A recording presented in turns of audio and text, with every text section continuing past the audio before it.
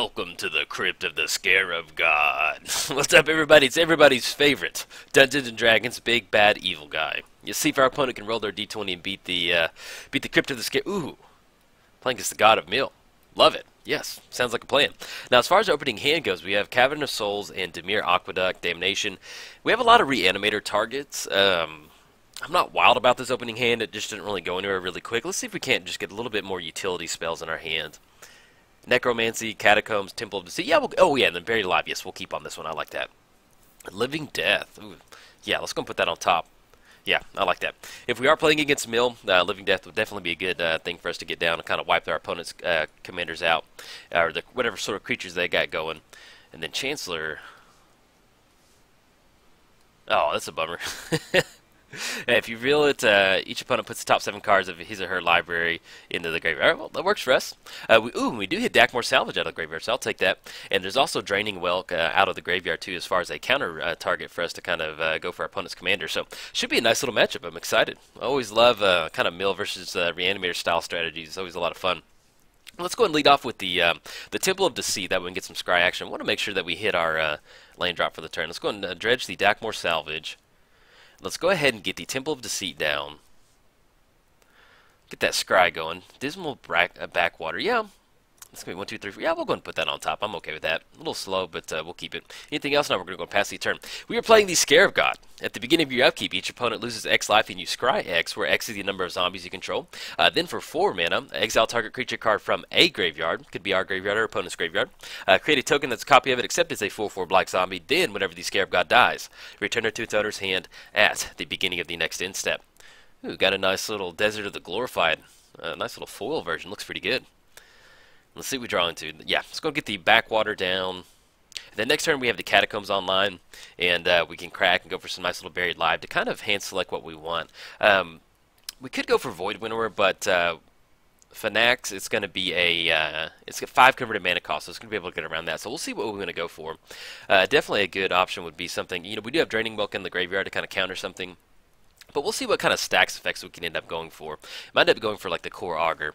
Let's go ahead and get the Catacombs down. Mere Battlesphere. Let's go and get the Catacombs down. Let's go and crack this. Grab that. Okay, the Dark Silk Shores. I thought that was the Underground Sea. There it is. Let's go and go Buried Alive. See if this sticks. We might be running into a counterspell, but hey, got to go and stick it if we can. See if it resolves. If not, then we'll keep going about our business. Okay, it does resolve. What we can do, I guess, at this point right now, Wonder would probably be a good target for the graveyard. Let's go and put Wonder. We do control an island with the Underground Sea, and I will remember that it does grant flying because we have an island. Let's go and grab Tree of Perdition. I think I do like this one in this matchup because we can reanimate at the end of our turn. If we get enough out there, let's go and grab Tree. And let's grab a nice little Flying Threat. Let's go and grab something that kind of gets some nice bodies on the battlefield. Where are you? What is it? The zombie. The zombie lord. What am I thinking, man? I've lost my mind. It is the oh, excuse me, Grave Titan's in our hand. That makes sense. Okay, let's go ahead and grab Platinum Angel. I think that'd be a good option. Yeah, let's grab Platinum Angel. Okay, sorry, I was looking for Grave Titan, and then I was like, where is Grave Titan? I couldn't remember the name, and then I realized Grave Titan's in the hand, so we're going to make it work. But we've got a nice little spread. We've got the Tree of Perdition. We've got Platinum Angel. That way, if we do get milled out, we're not going to lose the game. You know, it puts them on a spot where they're going to have some sort of spot removal to get rid of it, and then we can maybe kind of close the game out with Tree of Perdition and kind of go from there. We will have the land drop to make for the turn with the Dakmor Salvage. We can get that down. We do have Necromancy, too, that we can get on one of the creatures coming out of the graveyard. I think right now we're just going to go and hold on to it, see if we can't get something else kind of going. But yeah, let's bring that anime dead. Oh, opponents got their own anime dead on Tree of Perdition. You got it. So we may end up going for Necromancy on Platinum Angel just to get it on the battlefield. That way we can kind of get around that Tree of Perdition. Love it. Beautiful. All right, let's go and get down. Ooh, and drawn to Urborg. Let's go and get the Dakmor Salvage down. Let's go and go for Necromancy. And then with the Tree of Perdition out there, it's going to be it's going to be a 13 body with this toughness, so they can knock us down to 13. But we do have Necromancy that we can put on the Platinum Angel to make sure that, you know, if they have spot removal, they can get rid of it. If not, that kind of gives us a nice little buffer to where we're not going to have to worry about the Tree of Perdition coming across, and then we can hopefully kind of close it out from there. So, but that is pretty cool with the animate dead. Yeah, let's go and grab that. Yeah, grab the Platinum Angel. There we go. Come back to the battlefield. Our opponent can't win the game, and we can't lose the game. So, nice little full 4 body. Anything else? No, we're going to go and pass the turn. And with the Urborg, we're able to get this down next turn. We're going to be online for the Scarab God.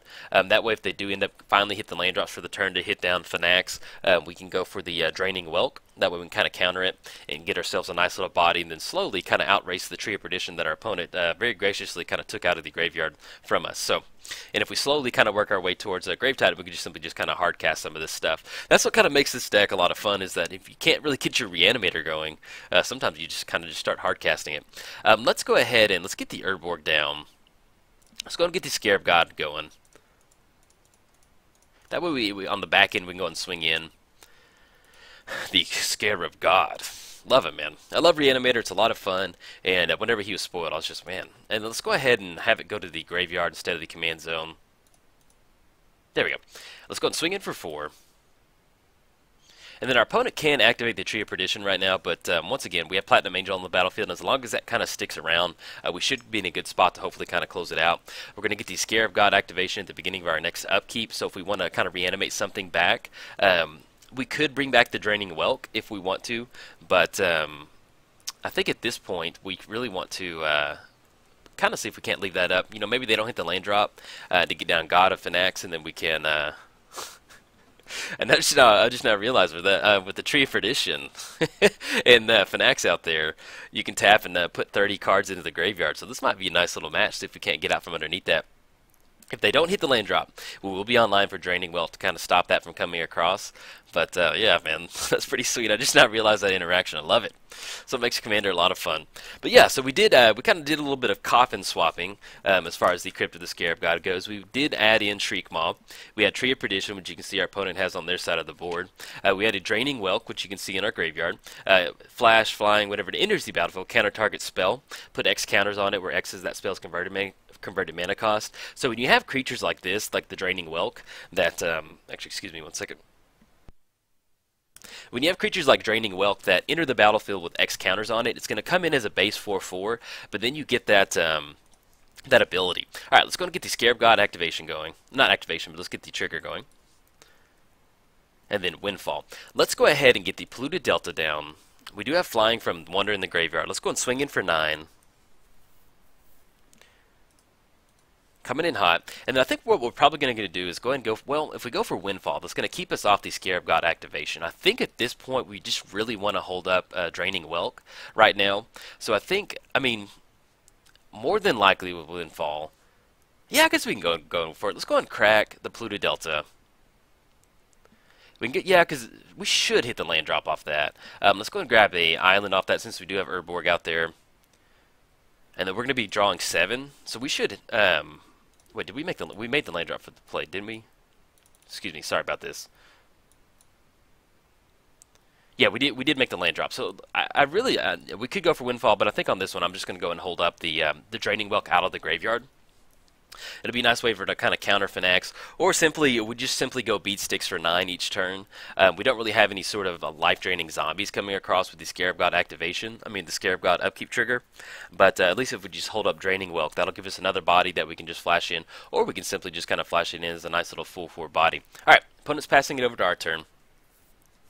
And what we can do is we can go for Windfall next turn. That way, we should hit the land drop, or if we hit the land drop out of the... just simply from our draw, then we'll be online to activate for the Draining Whelk right there. But yeah, I don't know. It's what Commander fun. Tree of Perdition versus Platinum Angel out there. All right, so we have the Scarab God trigger. No zombies out there, so we're not really going to do anything. Drawn to Careful Study. If we go Windfall right now, it's going to be 7. Let's go for that. We should be able to hit the land drop off that. I feel confident in that. If they get the God of Deception down, it is what it is. We're going to get some really great Reanimator targets in the graveyard: Mirror Battlesphere, Mind Leech Mass, and Grave Titan. Okay, looks like we might see a counterspell coming across. Notion Thief. Oh, brutal. Well, at least we got rid of our cards. That's what matters. So we got Notion Thief. We just completely got rid of it. Now, as far as what we can choose, Faded Return, Sire Stagnation, Dustmantle Guildmage. Ooh, okay. We got some targets. Let's go and swing in. We've got 9 coming across. It's going to put them down. Coming in hot. All right, now on the back end, we do have 3 from the Notion Thief, which is going to put us down to 9. But I think we should be able to kind of outrace the Notion Thief from coming across. Puts him down to 8. Anything else? Now we're going to go and pass the turn. Yeah, that's a nice little play right there with the Notion Thief. Now let's kind of check out their graveyard. So they have Chancellor in the graveyard, a big blue Reanimator target, Chancellor of the Spires. When it enters the battlefield, you may cast target instant or sorcery from an opponent's graveyard without paying its mana cost. So we can bring that in there. We can go for... If we simply just reanimate on the Chancellor Spires, we can go for the Temporal Trespass, take an extra turn after this one, and that should kind of help us close the game out, I think. Especially if they tap out for Phenax, tap out for the God of Deception. Some other targets we have would be Dustmantle Guildmage. We can bring that back, and then whenever a card's put in a graveyard, the opponent loses 1 life. I love Dustmantle Guildmage, awesome card. And then it's just nice little value, Sire of Stagnation. But I think right now, what we're probably going to be going for is the Chancellor of Spires. That way, yeah, if we bring it, whenever it enters the battlefield, you may cast target opponent sacks a creature. Okay. So I guess on this one, we need to sacrifice Platinum Angel. Each opponent sacks a creature, so we get rid of the Platinum Angel. We'll still have the Scarab God online. Okay, yeah, I'm okay with that. So we sacrifice that. We still have the Scarab God. We can go for the Temporal Trespass on the Chancellor of Spire. So we'll swing it for 5 and then 5 again the next turn. Yeah, I like that. Sounds like a plan. But yeah, the Notion Thief. Okay, Disciple of Deceit. Okay, nice little inspired right there. Yeah, but we'll be able to swing in for 5. Excuse me. We'll have the Scarab God activation off Temporal Trespass to take an extra turn. And that should be just enough to kind of close it out right there. All right, puts us down to 9.